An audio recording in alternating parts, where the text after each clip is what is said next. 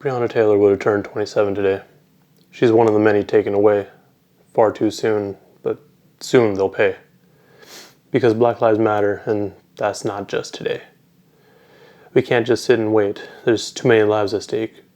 Support black people before it's too late. Happy birthday, Breonna.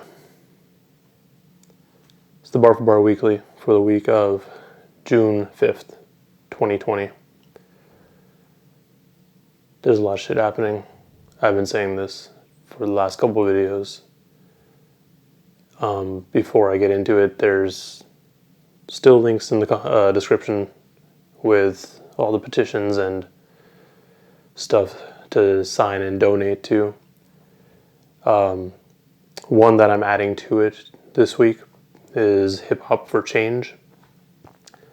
They are a Oakland-based nonprofit, and their main goal is to change the narrative of hip-hop from the stereotypical sexism, drug use, homophobia, materialism, and gang violence to peace, love, unity, and having fun. They just released a bunch of new merchandise, and everything goes to the nonprofit, so you're helping a good cause. And I'm sure I don't have to say how helping them helps the black community. I feel like that's pretty self-explanatory. But those links are going to be in the description as well.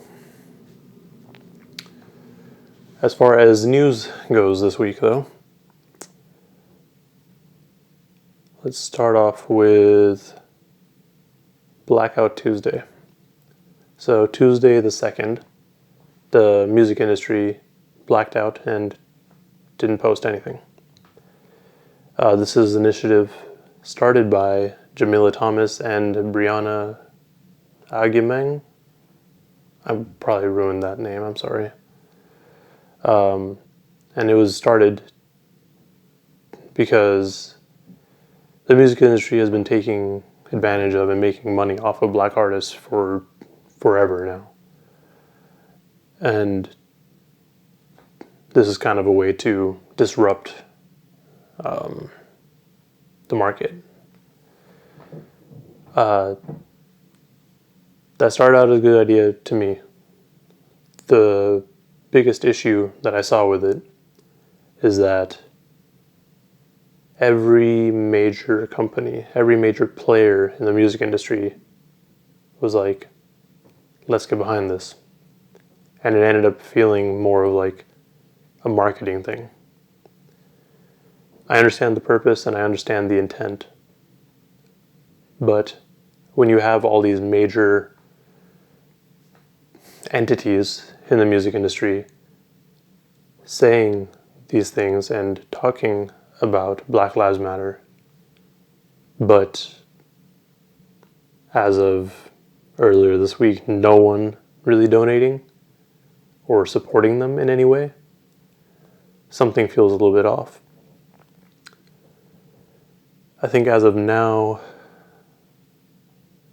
I think Warner Media Group donated, and I think Live Nation, and one other that I can't remember at the moment. At least those other two entities have said that they'll be donating.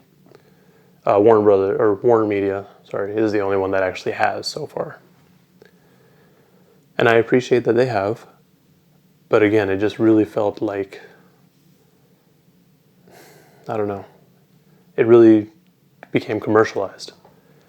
And then it took away from the music industry, I feel, because everyone ended up posting the black square. And that was fine, because it's a whole solidarity movement, I get it. But so many of the people that posted those black squares on Instagram or Twitter or any other social media has remained pretty quiet.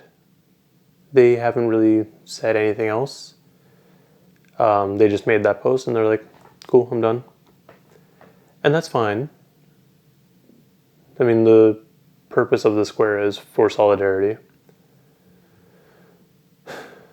But I don't know, it just feels, it doesn't feel right. It doesn't feel genuine to me.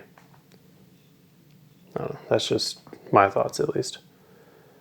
I appreciate the people that did actually continue to post other newsworthy things on their stories or on their pages. And I mean, I think I made a big deal about still spreading news. Like, don't just black everything out. Like, we can't really turn ourselves off at this moment. It's not the time to do that. But that's a very long discussion that I don't think I can have on my own. This is a much bigger discussion that we all need to have. Moving on. LL Cool J posted a freestyle, which was kind of regarding what's going on right now. And then Freddie Gibbs just went in on him for like a week. I think he still is. If you go to Instagram, I mean, he's probably still saying something. I wasn't a huge fan of it either. Like, it was really on the nose, which is good. It just kind of felt like he was doing this because he had to. I don't know. I like Ice Cube and Ice-T's approach of just speaking more about it rather than, I don't know, whatever. Also related to what's going on in the world, St. John was going to record a music video for the Roses remix that he did with Future. The original budget was $60,000, but he requested it to be increased to $100,000. And then he went and donated all the money and scrapped the music video altogether. So, thank you. Thank you to him. That was a big move. There's also been a bunch of other artists donating all week. I think you had Drake donate a bunch. The Weeknd donated a lot. Kanye just donated like $2 million yesterday to all the families of Ahmaud Arbery, Breonna Taylor, and George Floyd. I think he also started a college fund for George Floyd's daughter. So I appreciate all the people helping in the way they can. The last bit of news I have regarding what's going on in the world is from Team Rock. So Team Rock is the philanthropic side of Rock Nation. And this week they took out full-page ads in multiple newspapers across the country in dedication to George Floyd. The whole thing was a dedication, and it had a very significant quote from Martin Luther King, and then it had signatures from all of Rock Nation, essentially. So again, spreading awareness, helping in whatever way you can, it's impactful, for sure.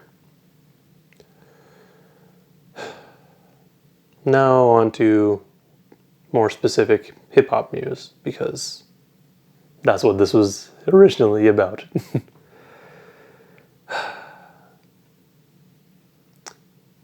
We'll start off with 6ix9ine. Gooba got taken down off of YouTube due to copyright claim. That's what happens when you don't clear your samples, bro.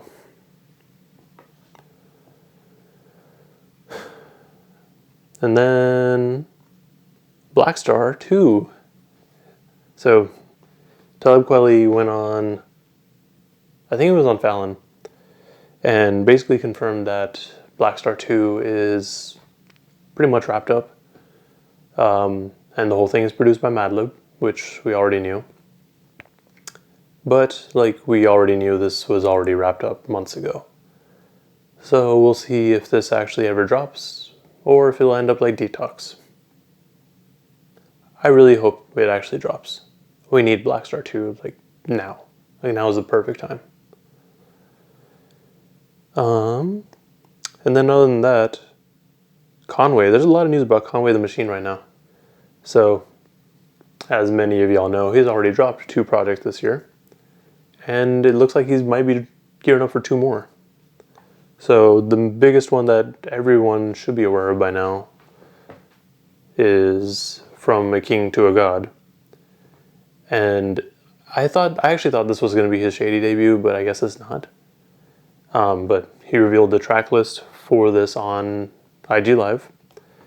And I mean, everything seemed pretty typical for a Conway project, except for the feature from Drake. I'm actually really interested in that. I know Drake has shown Griselda a lot of love, and I know he has a track with Benny coming out at some point. But I never heard about this Conway track. So, pretty excited for that. Hopefully it comes sooner than later. And then, I think yesterday, or the day before again, he revealed the track list for his Shady debut. God Don't Make Mistakes. Actually, no, I didn't know this was a Shady debut before this. But this one feels a little bit different from his other projects, at least based on the features, because there's a track with A Boogie and Jeremiah, and that just doesn't seem like the best fit for a Griselda project. I mean, I might be wrong and it's still going to be dope, but I was really hoping for more Shady influence, I guess you could say. I mean, the Eminem feature isn't a necessity, but I would be expecting a Boogie feature at least. Not A Boogie, the Boogie from Compton. And I mean, you get the normal Griselda features, which is expected. But I don't know, we'll see. I mean, hopefully it's just that one song that has more of a radio sound to it. But we'll see. Speaking of albums, not a bunch of stuff. Some stuff came out this week. The biggest one being Run the Jewels 4.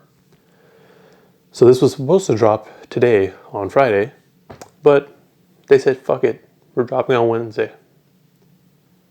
And oh boy, we needed this album now. And it's really crazy because this and Run the Jewels 3 dropped during such important times for them to drop. If you don't remember, Run the Jewels 3 dropped right after the 2016 election. And obviously, they had some words about it too. If you need a refresher on Run the Jewels, check out the podcast I did a couple of weeks ago. And I'm going to be doing a review for Run the Jewels 4 next week. Besides Run the Jewels, Arm & Hammer dropped the album Shrines. I haven't gotten a chance to listen to it yet, but I'm expecting dope rhymes and it's going to be political for sure. And then Wiley dropped Godfather 3, which is supposedly his last album.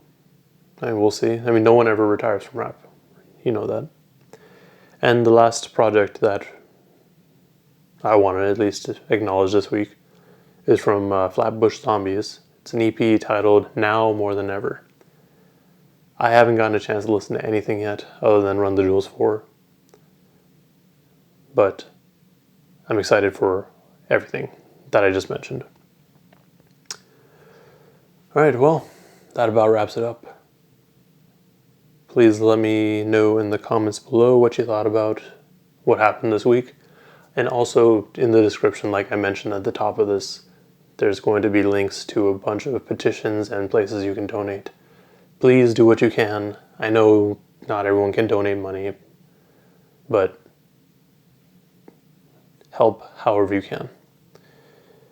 Also, like and subscribe if you want to see more of this sort of content. That's it. Stay safe out there, and thank you.